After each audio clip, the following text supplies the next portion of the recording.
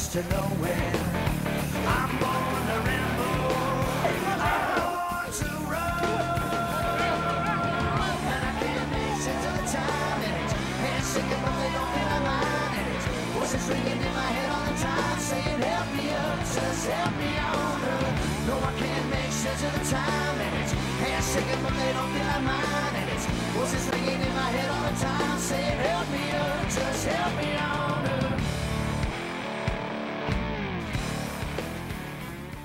100 years ago, when the Democratic National Convention met in Denver, Colorado, the African American community of Denver petitioned the Democratic Party to include a civil rights plank.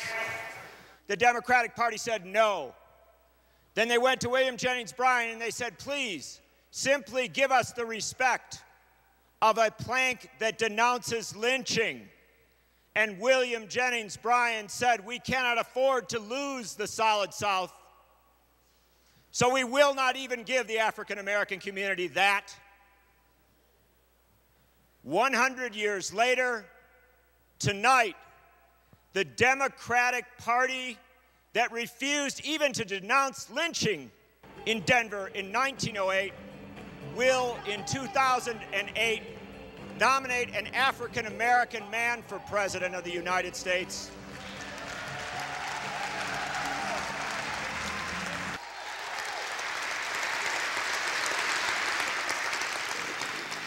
Let me raise several basic points I think that we must deal with in the context of this day, because we do now have allies in high places. It may change some strategies of our struggle, but not the character of our struggle, because the basic challenges remain. This is to say that there will be forever, no matter how progressive the president is, a role for activism, a role for conscience, a role for challenge. It is said in the 1940s that A. Philip Randolph and Mary McLeod Bethune, a group of civil rights leaders and labor leaders, met with Franklin D. Roosevelt. He granted the meeting and said to him, we need these things: jobs in the defense industry, we need better wages. They ran down a list of needs that they had, and they were waiting for some objection from Roosevelt. Roosevelt said, I agree with everything you said. Now go out and make me do it. We know that the strength of this country lies in the way it countenances dissent. And we are here to dissent. We are not deterred by reports of sleek new detention facilities or recently acquired taser guns that kill. For we come to dissent in peace. Indeed, we dissent for peace.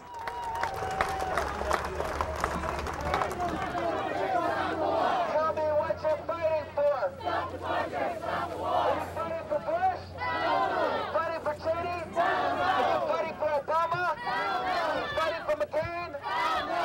Tell me what. Fight the power! The struggle is what makes change. Not a president, not Congress. They're voting for every war budget. And whoever wins, Obama or McCain, they're both preparing for war against Iran, a continued occupation of Iraq and Afghanistan, and only the people can stop the war. This is what democracy looks like. Tell me what democracy sounds like. This is what democracy sounds like. We're here because we're fighting for democracy and an end to the war in Iraq. And we will not be silenced, we will not be intimidated, we will not bow or scrape before an administration that has lost sight of our constitutional rights of freedoms of speech and assembly. This is a very brave march today. We marched to the Pepsi Center. All month they said we couldn't go to the Pepsi Center, but we have gone to the Pepsi Center, and this is only the beginning.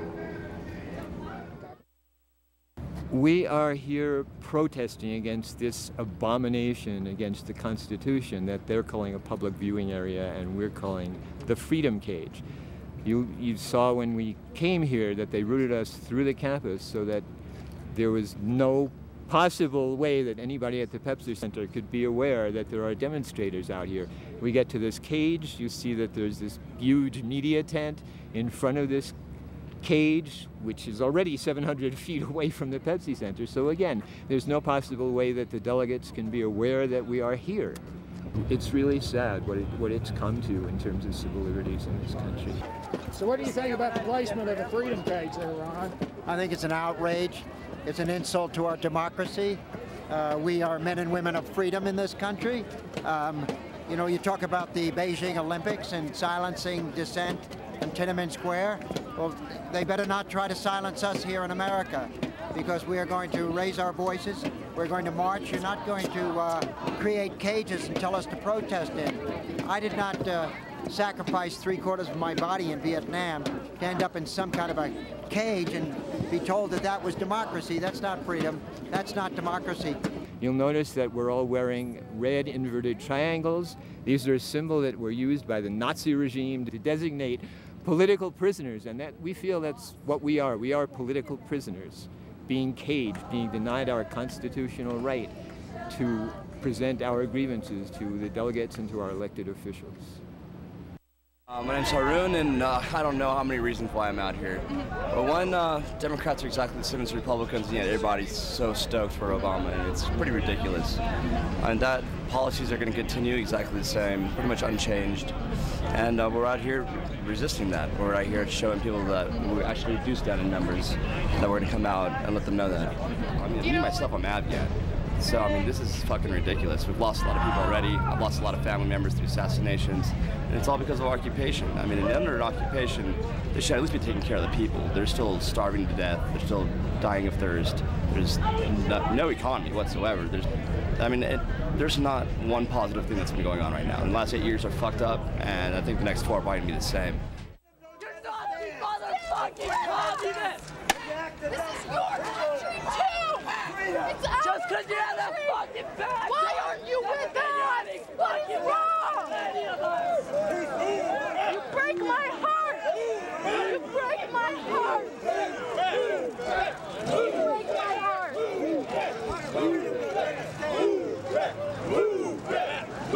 This is what happens in a Nazi country, not what happens in America. You can't even walk down the street without them coming out with their war gear on. It breaks my heart. Americans against Americans in our own streets. From my understanding, the police were fairly frustrated that the night before we had gotten away in an extremely peaceful demonstration. I think there were 2 arrests that day. So last night we actually, as organizers, had word that the police were going to be making mass arrests because they were frustrated with the fact that they had made little or no arrests the day before. On Monday night we had a mass arrest where the Denver police penned in about 300 individuals, and many of those individuals were just walking by or were standing on the sidewalk watching the march. Some of them were walking to work. They penned in 300 people. They tear gassed some of those people, including some of our legal observers, and those were individuals who we had trained, and they wore the green hats and were just there to observe what was going on. They penned in those people, and after several hours of detainment, they arrested about 100 of them. And it seemed to be fairly indiscriminate. They just picked 100 out of the 300 and took them to the temporary processing center, also known as Gitmo on the Platte. That's the special facility that the police and the city set up specifically to deal with protesters, people that were locked in by the police or were observing from the outside. We were able to dispatch a team of attorneys to go try to visit these protesters at the temporary facility at Gitmo on the Platte.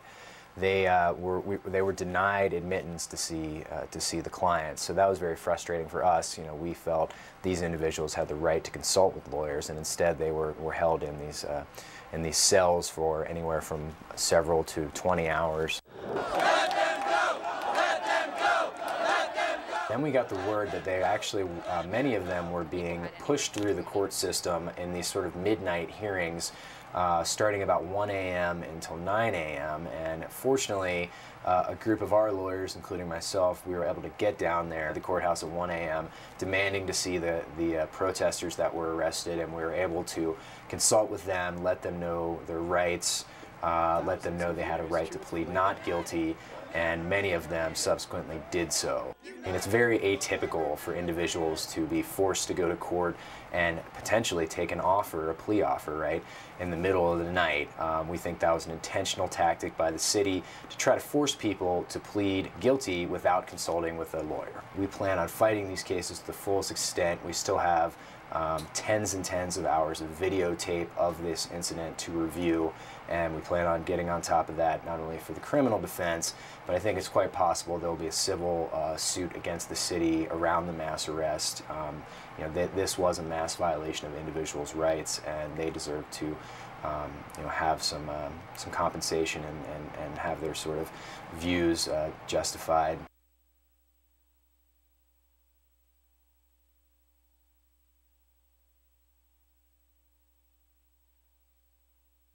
I was out in the streets part of the day today, and I spent a lot of time with one of my oldest friends who's been a lawyer in Denver for a very long time.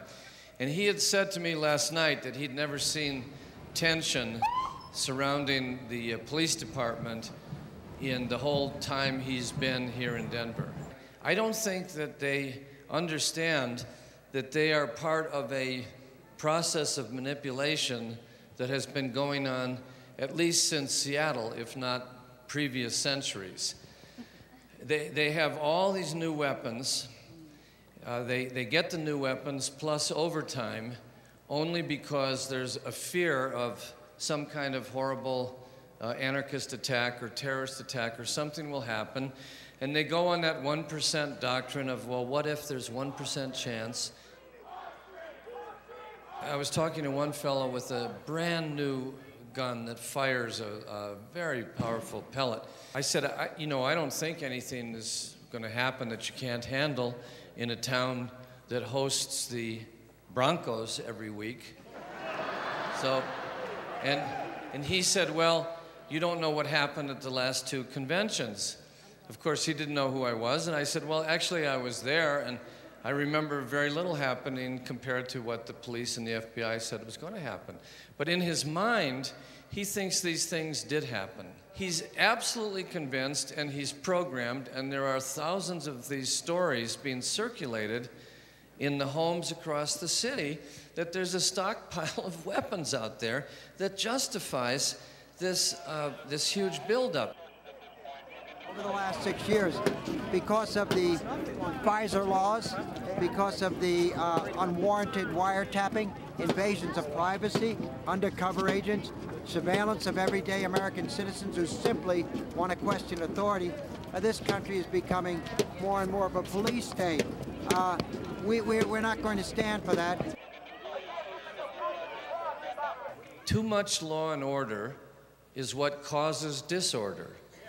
And we have to be extremely concerned. It's part of something that's been going on, and it's about provoking a greater fear in the public in order to support law and order politics, and it's subsidized by funding that the Republicans can't find a way to generate any other way, but $50 million from Homeland Security is not a bad donation to the Denver Police Department. We have an issue here. That issue is called immigration. Nobody has had the courage to act on it, and we're politely demanding that you do that. We want to work with you in our communities to craft the legislation that is needed to provide pathways for citizenship and humane treatment of a group of people who are a functional part of this economy.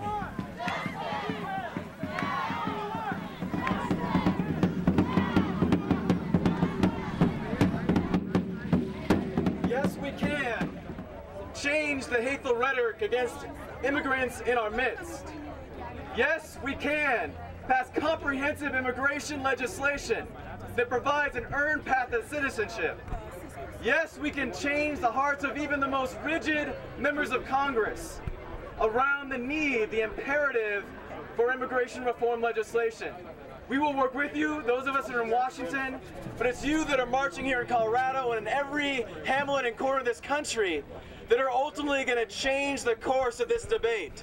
You know, when we do things like this, it is a very sacred time because we are walking on the ground where our ancestors toiled, but also many of them died.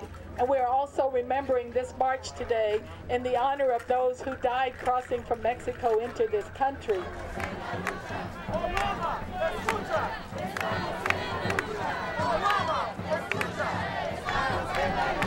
It's really sad how this country discounts our people. Like, we are treated like cattle, not as people. We're treated like we're subhuman. They tell us that we're a minority when we're really the majority of this continent. We are the founders of this continent. Our ancestors, our antepasados, were the indigenous of this land.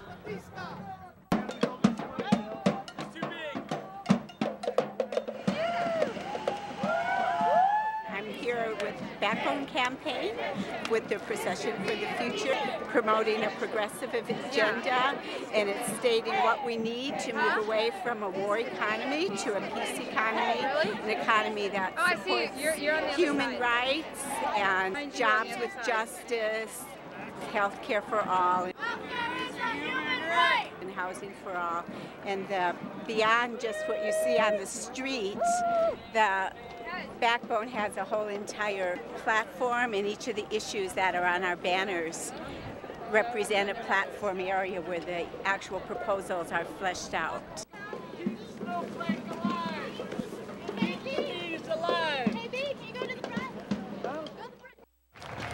47 million Americans without health insurance.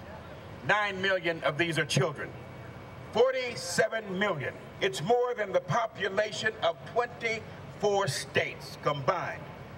47 million, and 9 million of those are children.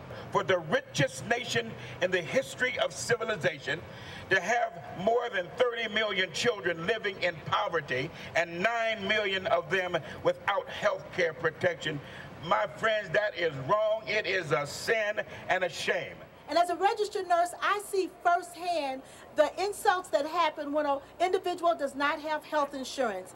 I see patients that divide their pills because they can't afford to take them all the way they're prescribed. I see patients who share their medications with their loved ones because they can't afford them. I see patients who incur huge medical bills and then their homes go into foreclosure. As a registered nurse, I think I have a responsibility to step up and stand out and speak out to say that we need to change our healthcare system. We need to change it, and we have a window of opportunity to do it right now. So healthcare workers from around the country, nurses, doctors, nursing assistants, home care workers, we're all getting together to say we want our broken healthcare system fixed now. You all should see the November elections as the first step, because history will not be made by electing a savior or a hero or a shero or smart people. History will only be made the only way history has ever been made in this country, when ordinary people get in motion. So we have to create a movement for high-quality, affordable health care in this country. We believe in our principles that a strong public plan as an alternative to the private insurance industry should be an option. But whether you're for single payer or whether you're for health care for all, but let's all fight the same enemy right now. Let's fight these insurance companies. Let's win the political battle for health care, and then we'll fight together to win the policy battle that's best for all of us. So whatever goes on down in the arenas in Vesco Field tomorrow, we hope that it's just a forward look that in positivity that has got to be better than the last 8 years, where the haves have just run rampant over the have-nots, and the have-nots have been increasing. So let's be able to balance this out and spread love, like Bob Marley said. My name is Kathy Smith. I have a son, Thomas Young, who was paralyzed in Iraq in '04. And I also have a son that's in Iraq right now. 4 years ago, my son was sent out on a mission in an LMTV, an uncovered 2.5-ton truck with no tarp or anything. It was part of Donald Rumsfeld's war that we took over there, the army that we had instead of the army that we wanted. And they went through Solder City on the day that they closed the newspaper, and they had all the riots, and he was shot by a sniper and was paralyzed. After he got out of Walter Reed, I was looking for a support group of military families or wounded soldiers, and I found MFSO, which is Military Families Speak Out. And through Military Families Speak Out, I found IVAW, Iraq Veterans Against the War, and that's how Thomas got involved in IVAW and realized that he had a very powerful voice now that he'd been wounded and people would listen to him. My son has been to Iraq from September '03 to September '04. He was a combat medic in Ramadi and Fallujah, and came back to find that, well, he's obviously a very different person now than he ever was. And the military has not only refused to help them, but they don't have the capacity to help them. He was diagnosed twice in the military by military doctors as having post-traumatic stress disorder. They gave him all kinds of medication, sleep medication, the whole nine. But when he goes to get out, there's nothing on his paperwork saying that he has post-traumatic stress disorder. So he's getting cheated out of a whole lot of his pay. So now we have to take that post-traumatic stress disorder person and stick them in the front line of the next fight, which is the system, to get what he has coming to him. So when I see the yellow ribbons on cars that say support our troops, I really want to know 5, 6 years later how people are really supporting our troops.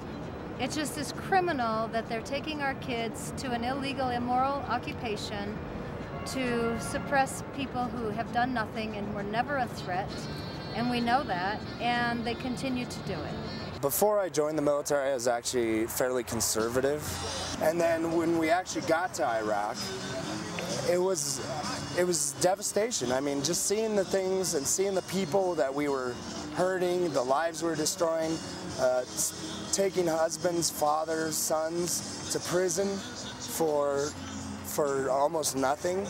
I mean, it was destroying their economy and making enemies every day. And that's really what turned me off about it. It was the devastation that we were putting on the Iraqi people. I am standing inside right now a full-size replica of a cell at Guantanamo Bay. And this is a cell that detainees spend 22 to 23 hours a day in. It's 6 feet wide, it's 8 feet tall, and it's about 10 feet from the front to the back. The U.S. military controls the entire experience of the detainees. The lights could be on or off for days or hours at a time. The temperature at Guantanamo is regularly 92 to 95 degrees Fahrenheit, and the U.S. military can choose whether or not to send any kind of air inside the cell. Right now there are more than 270 people in Guantanamo, and they have not been charged. They've been there for 6 years, and the U.S. government has not been able to tell not only the American people but the detainees why they've been held for 6 years without charge. Amnesty International is calling for the closure of Guantanamo. We want these detainees put through a fair trial.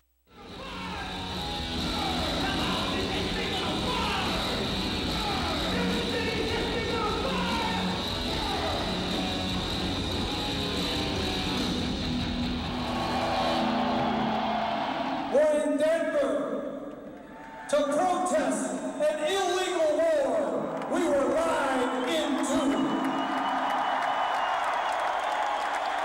Today, I'm back.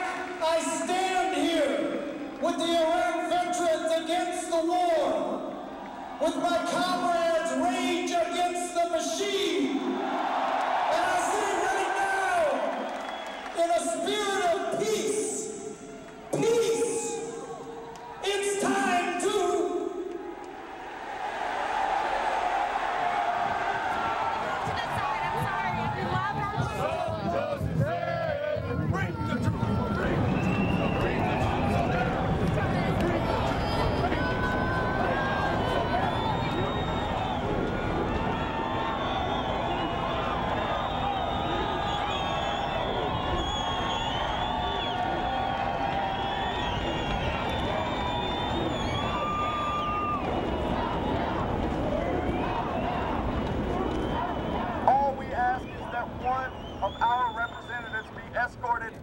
hand a letter to the Democratic Party or Senator Obama.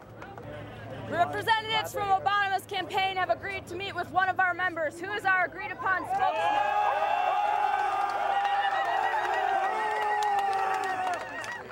Who's our spokesman?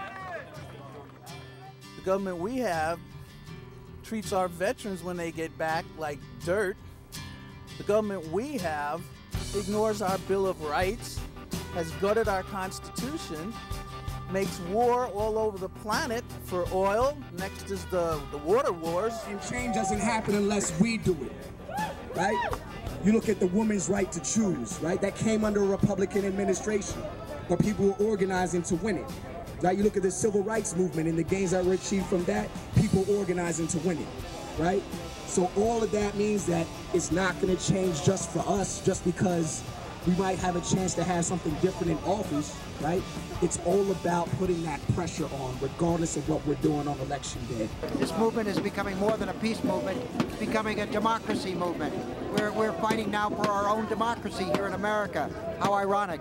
But we will keep fighting and struggling until we ensure every American's right to express themselves freely without being intimidated. These people will not silence us. We are Americans. We know our Constitution, and they will not badger us or silence us. We're going to continue speaking until the truth is heard in this country.